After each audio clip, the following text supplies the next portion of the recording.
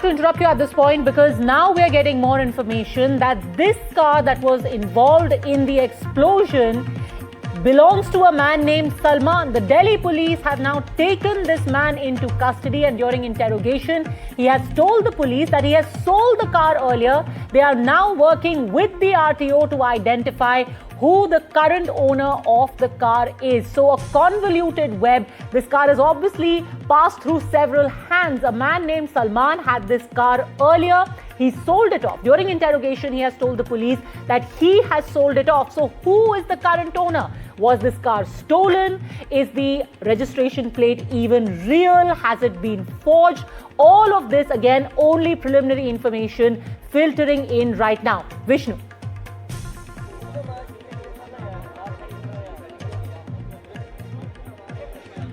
Well, that is an important piece of news that you are sharing, that they've got an idea of the owner of the car, but I think obviously that the trail would need to be established. If they don't know who the present owner is, if the person that they have sort of homed in on is somebody who owned this vehicle in the past and then sold it to somebody else, it's obviously a trail, but it is very much a start and they'd be looking at that. Just in the last 5-6 minutes or so, I saw a bunch of investigators actually move from this area where the active investigations are taking place. Various teams of investigators from multiple agencies will be spending, I presume, the entire night over here. Lots of specialized equipment has been deployed. And at this juncture, I think it's important to just stick to basics. And I'm just going to remind our viewers of what it is that we know at this stage. Approximately at 6:25 in the evening or so is when there was a blast which took place. Now, what is the area that we are in? This is the heart of Old Delhi. I'm about 250 odd meters away from the Red Fort, which is actually, you can see the ramparts of the Red Fort over there. And the blast has taken place right over here, about 50 odd meters, less than that. Behind me, one of the one of the vehicles which has been destroyed is behind me. I'm unclear if this is the vehicle in which there was the explosive which went off.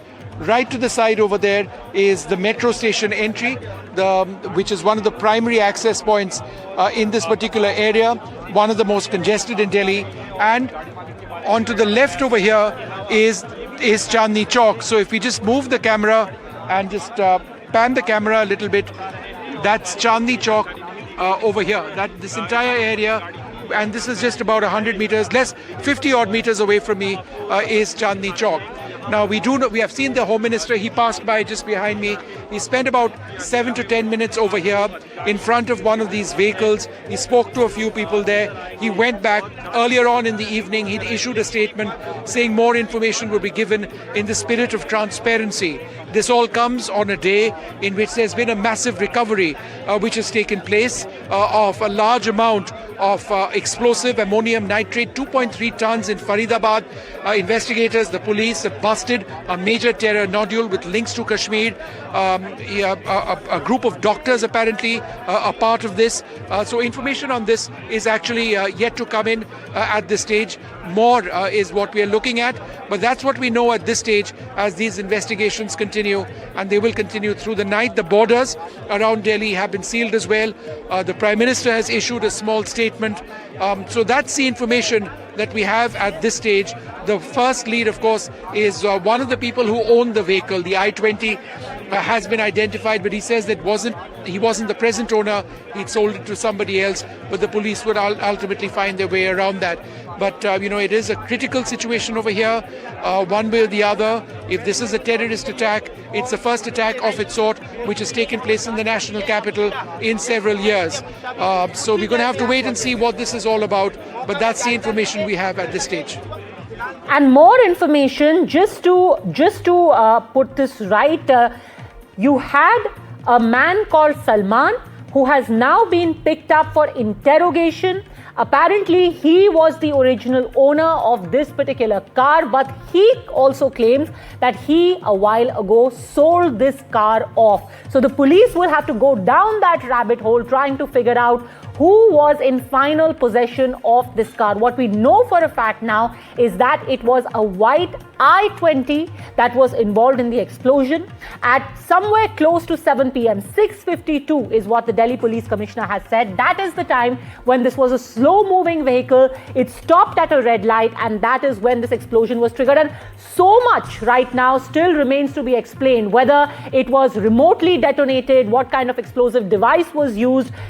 Eyewitnesses have spoken, Vishnu, about how in the rear of the vehicle, that's where the explosion took place. What was the nature of the explosive? Ammonium nitrate, huge quantities of it. 2,900 kgs being recovered earlier in Faridabad. Was this the explosive that was also used to trigger the blast in Chandni Chowk, close to the Red Fort? Why was this particular area chosen? A very sensitive area, has been on the terror radar earlier as well, has been put on high alert many times earlier, is extremely crowded, is packed at this time of the evening. At any time, Chandni Chowk or Red Fort sees a lot of footfalls, but particularly at that time, late in the evening, Vishnu, that area would be crawling with people. People would be teeming all over that place.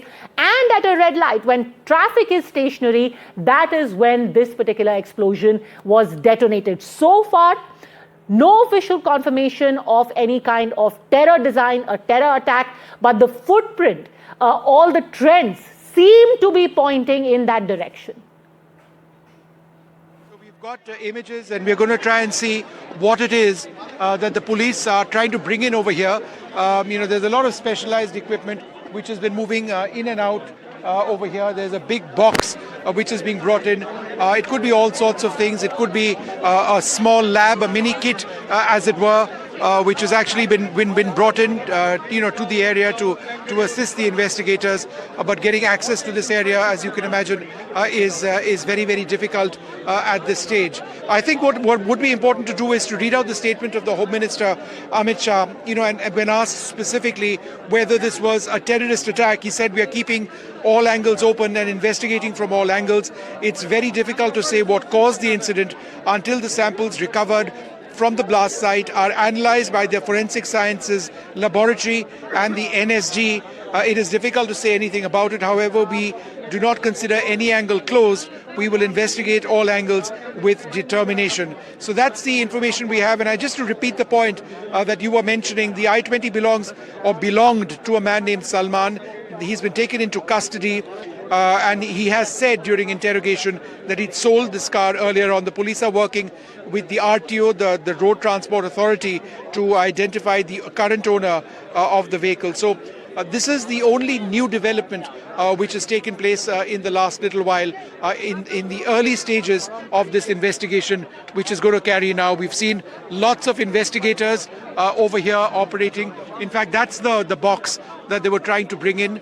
But they've now managed to actually get into the area and carry that box to that site. So they're setting up, I think, for more for small tents or shamianas, where the investigators have got a lot of their equipment stored.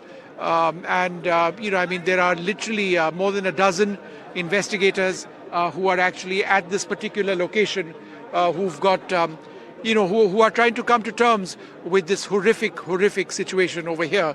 We hope to get more details from the government. Amit Shah's statement indicates that, they're being very deliberate about it. They're examining all possible angles. But I think the key point that, our colleague Aditya Raj Kohli, who was here quite early, was mentioning is that given the radius of the blast and that so many vehicles have been damaged and have been destroyed, it's just an indicator that perhaps it was indeed a high-powered explosive, and that would suggest that there could be some sort of a terrorist angle at this stage. Again, as I say that, let me once again, urge our viewers to understand that we say this on the basis of a lot of experience in covering similar scenarios, but we do have to wait ultimately for the government to actually give us clarity on what exactly it was. So that's